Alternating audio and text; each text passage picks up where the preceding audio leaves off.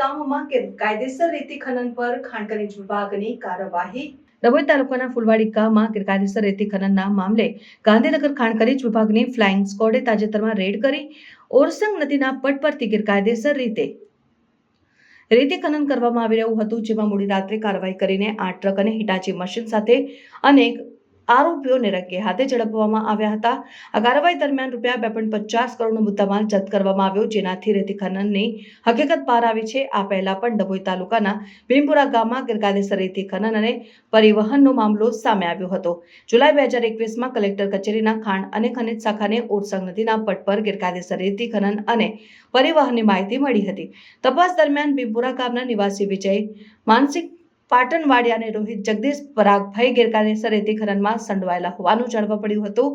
આ દરમિયાન 4 રેતી ભરેલા ટ્રક, 2 ખાલી ટ્રક અને 1 હિટાચી મશીન સહિત ₹60 લાખનો મુદ્દામાલ જપ્ત કરવામાં આવ્યો હતો।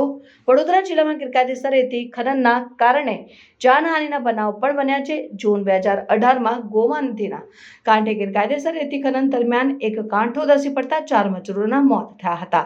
આ મજૂરો ગેરકાયદેસર રેતી ભરીને રહ્યા હતા અને દુર્ઘટના બની। આ ઘટનાએ ગેરકાયદેસર રેતી ખનનના જોખમોને ઉજાગર કર્યા છે।